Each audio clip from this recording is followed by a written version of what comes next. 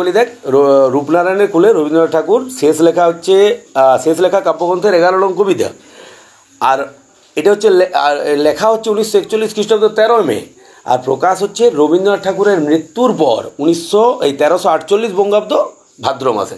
মনে রাখবি, মৃত্যুর পর যে রচনাগুলো প্রকাশ হয় ওটাকে বলে পোস্টুমিয়াসলি পাবলিশড, মানে মৃত্যুর পর প্রকাশ আর কি লেখা। আর নামটার সঙ্গে সাজুজ্য দেখ, শেষ লেখা, অরিজিনালি অলমোস্ট শেষ লেখা আর কি।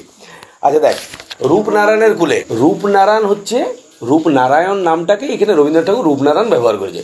রূপনারায়ণ হচ্ছে দক্ষিণবঙ্গের একটা নদ, তোরা জানিস, নদ বটে দক্ষিণবঙ্গের। আর রূপনারায়ণের কুলে বলতে কী হয়েছে, অ্যাকচুয়ালি নদীর পাড়। আমরা রবীন্দ্রনাথ ঠাকুরকে বরাবর জানি যে রোমান্টিক কবি বলতে চাইছে, তাই রবীন্দ্রনাথ ঠাকুরকে আমরা বরাবর বলছি রোমান্টিক কবি। কিন্তু এই কবিতাতে রবীন্দ্রনাথ ঠাকুর বাস্তব জগতে অবতীর্ণ হয়েছে, বলতে চাইছে যে life is not the bed of roses, মানে এখানে রোমান্টিসিজম থেকে সরাসরি বাস্তবের মাটিতে পদার্পণ। আর রূপনারায়ণের কুলে বলতে আমরা রূপনারায়ণের কুলেই পার্টিকুলারলি বুঝবো নাই, বুঝবো বাস্তব বর্ণময় পৃথিবী, মানে পৃথিবীতে কঠিন বাস্তবে পা দিয়া, বলে না কঠিন বাস্তব, অনেকে বলে না যে তোর পিতার প্রচুর সম্পত্তি আছে, আচ্ছা এখন পুরো হাওয়ায় উঠছে, যেদিন তোকে রোজগার করতে হবে বাস্তবের মাটিতে পা দিতে হবে তখন বুঝতে পারবি যে জীবনটা কেমন। রবি ঠাকুর একদম কল্পনার জগৎ থেকে এসে পরে বাস্তবের জগতে পদার্পণ করছে। দেখবে কবিতার লাইনে আসি, রূপনারায়ণের কোলে। রূপনারায়ণ আমি আগেই বলেছি, রূপনারায়ণকে রূপনারায়ণ বলা হয়েছে, যেটা দক্ষিণবঙ্গের একটা নদ। রূপনারায়ণের কুলে জেগে উঠিলাম, জানিলাম এ জগৎ স্বপ্ন নয়। বলছে কল্পনার জগৎ থেকে বাস্তবের জগতে পদার্পণ করলাম, তুই তখন বুঝতে পারলাম যে জগৎটা শুধুমাত্র স্বপ্ন মেদুরতায় আচ্ছন্ন থাকার নাম নয়। রক্তের অক্ষরে দেখিলাম আপনার রূপ, চিনিলা, রক্তের অক্ষরে আপনার দেখলাম। রক্ত এখানে কি দেখ, রক্তের থেকে বাস্তব জিনিস পৃথিবীতে খুব কম আছে।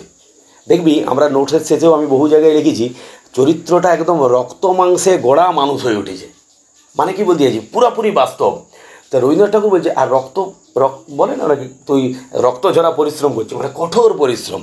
সে কি বলছে, রক্তের অক্ষর মানে জীবনের কঠিন রূপে নিজের রূপটাকে দেখলাম।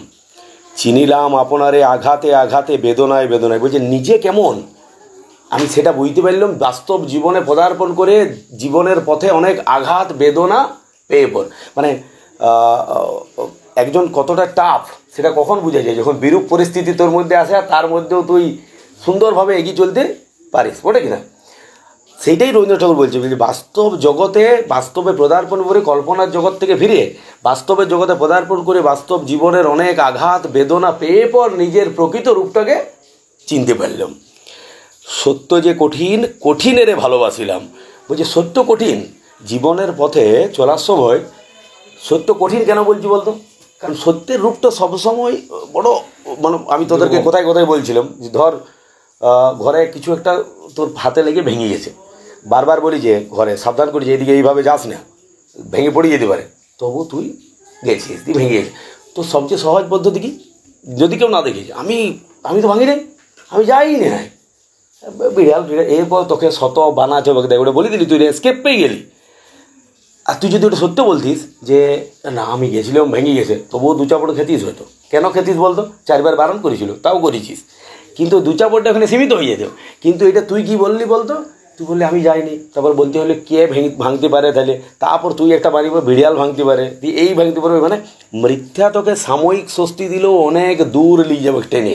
সত্য কিন্তু একটি রূপ, ওয়ান অ্যান্ড অনলি ওয়ান, সত্যের ডবল সাইড হয়নি, একটি রূপ। রবীন্দ্রনাথ ঠাকুর বলছে সত্য কঠিন, জীবনের পথে সত্যকে মেনটেন করে চলা খুব কঠিন, কিন্তু সত্যের পথে অবলম্বন করলাম। বাস্তব জীবনে কিসের উদাহরণ, একটা চাকরির সুযোগ আছে, সরকার একটা পার্টির থেকে তোকে আছে বললে 5 লাখ চাকরি হয়ে যাবে, তুই দিয়ে দিলি, মিথ্যার আশ্রয়, তো তুই আসলে তুই তো জেনে উঠলে কিনা মিথ্যার আশ্রয়, তুই চাকরি পেয়ে গেলি, লাইফ সুন্দর লাগলো, 20 বছর পর চাকরি ক্যান্সেল হইল, তখন চাপে পড়ে গেলি। কিন্তু সত্যভাবে পাইলে চিরকাল তুই স্টেবল থাকবি। বাস্তব সমাজে উদাহরণটা ভালো যাচ্ছে আর কি, ওই জন্যে তো বলছি সত্য যে কঠিন, কঠিনেরে ভালোবাসিলাম, মানে সত্য হচ্ছে সবচেয়ে কঠিন, সত্যের পথ অবলম্বন করে সত্যকেই ভালোবাসিলাম। কেন, সে কখনো করে না বঞ্চনা। আমি কি বললাম, সত্যের একটি রূপ, যার একটি রূপ সে কিন্তু বঞ্চনা করে। কোথায় কোথায় বলে না দুমুখো সাপ, সত্যের একটি রূপ, তুই ফলো করলে জীবনে সাময়িক কষ্ট পাবি কিন্তু চিরন্তন শান্তি পাবি। তাই সত্যের একটি রূপ, সে কখনো কারোকে ধোকা দেয় না, বঞ্চনা করে না। মৃত্যুর দুঃখের তপস্যায় জীবন, সত্যের দারুণ মূল্য লাভ করিবারে। বলছে মানব জনমটাই হচ্ছে আজীবন ধরে দুঃখের পথ পেরিয়ে পর একটা মুক্তির জায়গাতে পৌঁছানো। আর জীবনের সত্যের দারুণ অর্থ এখানে, দারুণ অর্থ এখানে অ্যামেজিং নয়, সুন্দর না, অ্যামেজিং মানেই তো সুন্দর। দারুণ অর্থ হলেও নিদারুণ, মানে সত্যকে অবলম্বন করার জন্যে যে কষ্টটা তুই পাবি সেইটাকে বলা হচ্ছে যে, অথচ সত্যের পথ অবলম্বন করার জন্যে সে কষ্টটা।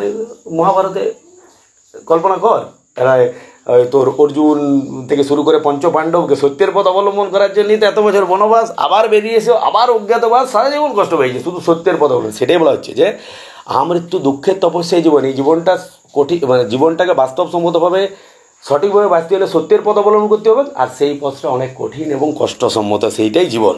মৃত্যুতে সকল দেনা শোধ করে দিতে। আমরা আমাদের ধর্মশাস্ত্র অনুযায়ী আমরা জানি যে কোনো ধর্মশাস্ত্র অনুযায়ী আমাদের জীবনটা হচ্ছে ঈশ্বরের দান। তাহলে ঈশ্বরের পাওয়া আমরা ঈশ্বরের জন্য আমরা জীবনটা পেয়েছি শাস্ত্রমত, এবং তার জন্য আমরা কার কাছে ঋণী? ঈশ্বরের কাছে ঋণী। সেই ঋণটা কখন শোধ হবে? সত্যপূর্ণ জীবনযাপন, সৎ জীবনযাপন করে পর একমাত্র মৃত্যুতেই সকল দেনাটা শোধ হবে। বুঝতে পারছিস?